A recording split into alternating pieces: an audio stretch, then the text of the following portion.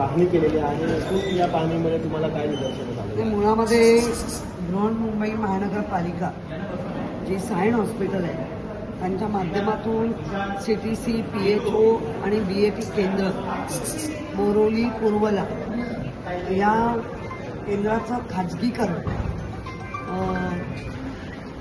करण्याचा प्रयत्न आहे आणि तो होणार.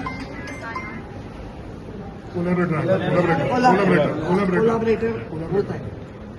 पण आमचं म्हणणं आहे की या इथे इतके आजार जे कधीच आपण विचार करू शकत नाही त्या आजाराची मुलं इथे येतात आणि त्यांच्यावर अतिशय चांगल्या प्रकारे ट्रीटमेंट होते. CSR फंडातून जास्तीत जास्त काम केलं जात आहे.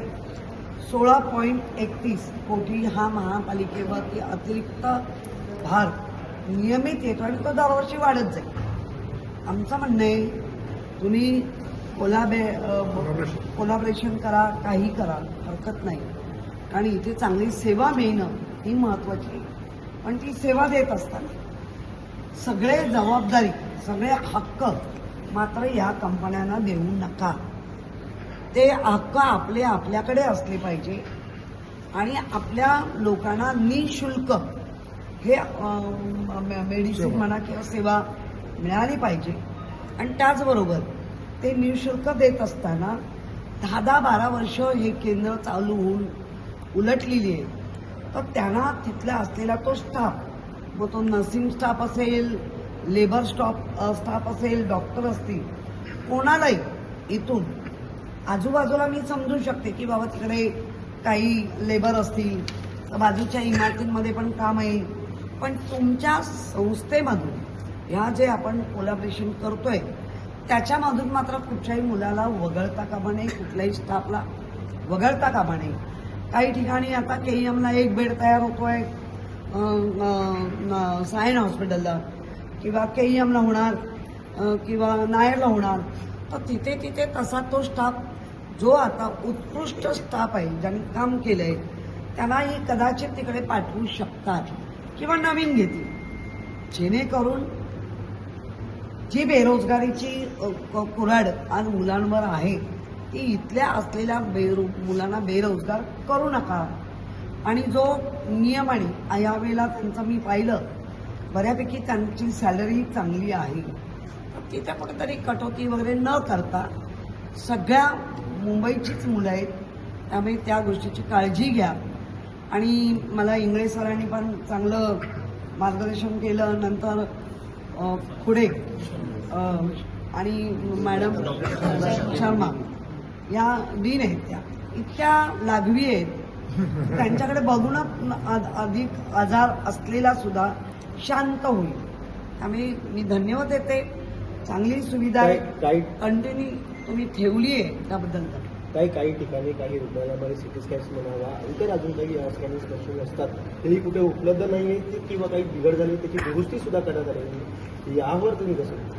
त्यावर माझं सांगणं आहे 3 वर्ष 10 महिने 10 दिवस कुठलाही नगरसेवक नसताना प्रशासकांनी ते राज्य चालवलं, मुंबई महापालिका चालवली.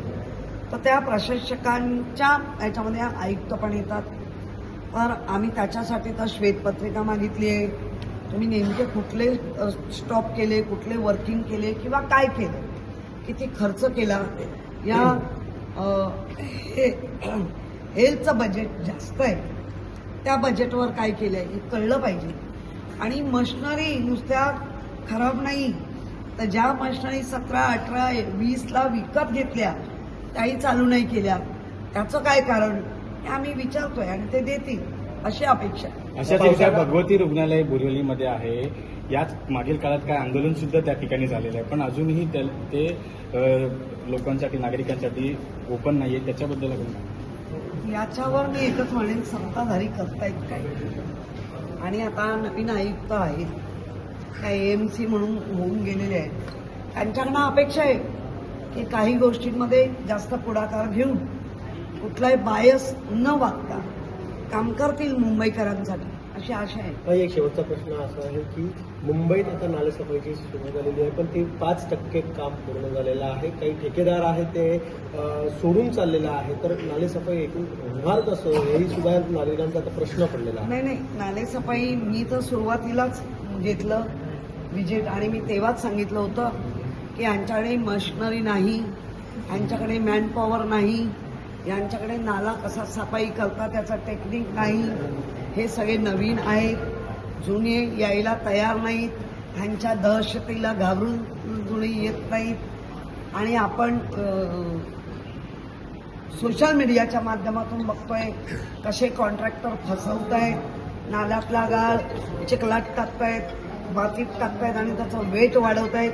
म्हणजे इथून ना तिथून मुंबईकर पाण्यामध्ये डुबणार आहेत हे नालेसफाईवरनं दिसतंय. काही एक प्रश्न असा आहे की बोरिवलीतील गोराई जेट्टी इकडे मोठ्या प्रमाणात पर्यटक येतात. त्या ठिकाणी 4 चौकात एका कोळी बांधवाचं एक शिल्प उभारण्यात आलं होतं. अनेक वेळा ती बातमी सुद्धा दाखवण्यात आली आणि जनतेने सुद्धा ते जबाब विचारलं होतं, पण त्या आजूबाजूला दुरुस्ती करण्यात आलेल्या नाही. महानगरपालिकेकडून असं सांगण्यात येत आहे की फंडिंग नाही आहे आमच्याकडे. मुळामध्ये कोळी बांधवाचा महानगरपालिकेचं अपमान होतो. ज्या पद्धतीने महानगरपालिकेचे अधिकारी आता VRS घेऊन सोडून जात आहेत, घाबरलेल्या अवस्थेत आहेत, त्यांना घाबरवलं जात आहे.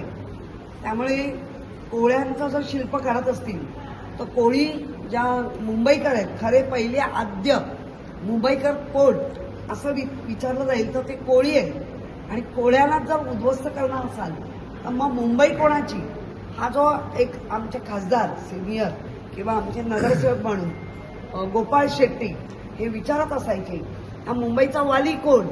मी तर उलटं म्हणते, आता तर उलटं चाललंय, आंधळं दळतायत आणि कुत्रं पीठ खातायत. आणि त्या ज्या पद्धतीने सत्ताधारी आणि महापालिका ज्याला एकंदर त्यांचं जे कोलॅबोरेशन चाललंय ते मला नाही आबरू, मी कशाला घाबरू, अशी परिस्थिती त्यांची.